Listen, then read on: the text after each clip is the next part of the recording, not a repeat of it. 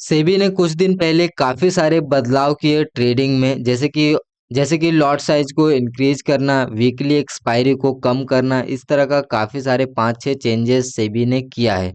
तो आज के इस वीडियो में बात करेंगे कि इसका फ्यूचर में क्या क्या हमें अपॉर्चुनिटी मिल सकता है, लॉट साइज जो बढ़ गया है उससे क्या क्या इम्पैक्ट होगा, और रिस्क मैनेजमेंट हम कैसे कर सकते हैं।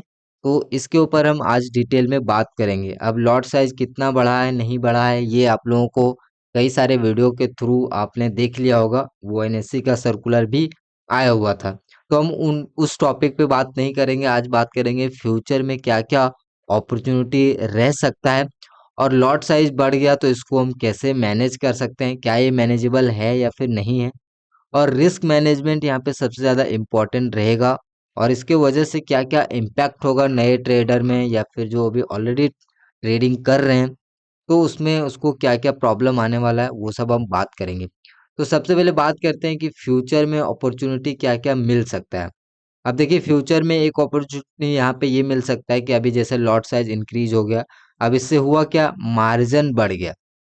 अब मार्जिन जब बढ़ गया तो कोई भी अगर ट्रेडर आता है, नया ट्रेडर सीखने आता है, तो उसको अभी मिनिमम अगर आप बाय सेल करेंगे तो आपको कम से कम जो है 20 से 30 हज़ार रुपये लगने वाले हैं। ठीक है, अब चाहे ऑप्शन बाइंग अगर आप करते हैं तो ये तो इसमें अपॉर्चुनिटी मुझे ये दिख रहा है कि हो सकता है ब्रोकर इसमें लेवरेज का ऑप्शन लेके आए। हालांकि अभी इस पे बहुत सारी चीजें होना बाकी है, बट लेवरेज यहाँ पे हमें देखने को मिल सकता है इन फ्यूचर। ठीक है, तो ये एक यहाँ पे अपॉर्चुनिटी मुझे दिख रहा है ट्रेडिंग को लेके, क्योंकि ट्रेडिंग अब बहुत ज़्यादा यहाँ पे बूम कर रहा है इंडिया में, ऑप्शन ट्रेडिंग खास करके। तो यहाँ पे ये चीज़ें कर सकता है जो ब्रोकर है, वो यहाँ पे लेवरेज का फैसिलिटी दे सकते हैं, और ये अगर लेवरेज का फैसिलिटी देते हैं तो इससे काफ़ी बेनिफिट होगा। जो छोटे ट्रेडर है वो भी आएंगे और जो इनका ब्रोकरेज है वो भी बना रहेगा। और अब मान लीजिए अगर ये फीचर्स नहीं आता है तो इसमें ब्रोकर का भी नुकसान है, क्योंकि सीधा जो छोटे ट्रेडर है वो ऑप्शन ट्रेडिंग बंद कर देंगे या फिर वो बहुत ही कम करेंगे। तो इससे ब्रोकर को जो 20 रुपए मिलता है पर ऑर्डर एग्जीक्यूटेड में, वो उसको नहीं मिलेगा। तो इससे केवल जो ट्रेडर है उसको नुकसान ही नहीं है, बाकी जो ब्रोकर है उसको भी नुकसान है, क्योंकि ब्रोकर का जो असली कमाई होता है वो ब्रोकरेज के थ्रू ही होता है। तो उनका ब्रोकरेज भी यहाँ पे कम होने वाला है। अब बात करते हैं कि लॉट साइज जो बढ़ गया उसको अब मैनेज कैसे करेंगे। अभी मैंने आपको फ्यूचर अपॉर्चुनिटी बता दिया, अब मैनेज कैसे करेंगे। अब देखिए इसको मैनेज करने का एक ही तरीका है कि आपको कैपिटल ज़्यादा लेके आना पड़ेगा। अब देखिए यहाँ पे दो कंडीशन है, जैसे कि मैं पिछले 3 महीने से मैं प्रॉफिटेबल हूँ। यहाँ पे आप देख सकते हैं अगस्त, सितंबर और अक्टूबर। ठीक है, इसके ऊपर मैं डिटेल वीडियो बनाऊंगा।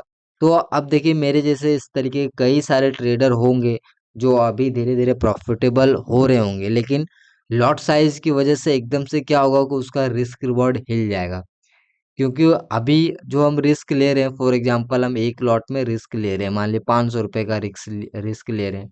अरे एकदम से अगर मुझे 2000 रुपए का अगर रिस्क लेने यहाँ पे पड़ जाए तो एकदम से क्या होगा, यहाँ पे कोई भी घबरा जाएगा ऐसे में, और ये उसके लिए फेवरेबल नहीं होगा। तो लॉट साइज बढ़ने से यहाँ पे रिस्क मैनेजमेंट में काफ़ी ज़्यादा दिक्कत आने वाला है।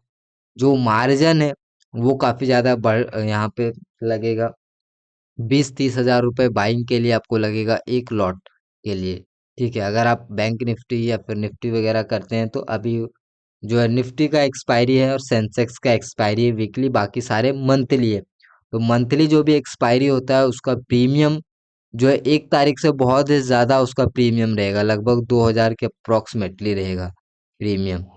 ठीक है, और वो धीरे धीरे कम होते होते जो मंथ के एंड है 30 तारीख है, वो फिर वहाँ पे कम होगा। तो मैं किस तरीके से मैनेज करूँगा वो बता देता हूँ। जैसे कि बैंक निफ्टी में मैं ट्रेड करूँगा, तो बैंक निफ्टी में अभी तो वीकली एक्सपायरी है, तो प्रीमियम ज़्यादा से ज़्यादा 500 तक रहता है, इजीली मिल जाता है हमें इन द मनी में। बट जी अगर यहाँ पे मंथली एक्सपायरी आएगा तो मंथली एक्सपायरी में क्या होगा, 1 तारीख से लेके 30 तारीख आप डायरेक्टली लास्ट में ही एक्सपायर होंगे। 30 तारीख को नहीं होगा बट एक्सपायर होगा लास्ट में ही।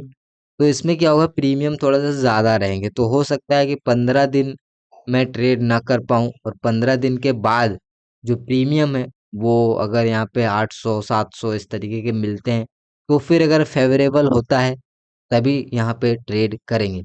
और दूसरा मैनेजमेंट यहाँ पे क्या हो सकता है कि जैसे यहाँ पे 20 नवंबर से ये सारा चीज़ एप्लीकेबल होगा, तो 20 नवंबर के बाद हो सकता है 10-15 दिन के लिए मैं ट्रेड ना करूं, क्योंकि मार्केट में भी काफ़ी सारे बिहेवियर का चेंजेस आएगा। अभी क्या है कि हर कोई यहाँ पे इजीली बाय कर ले रहा है, ठीक है, प्रीमियम नॉर्मल है, ठीक है, कैपिटल कम लग रहा है।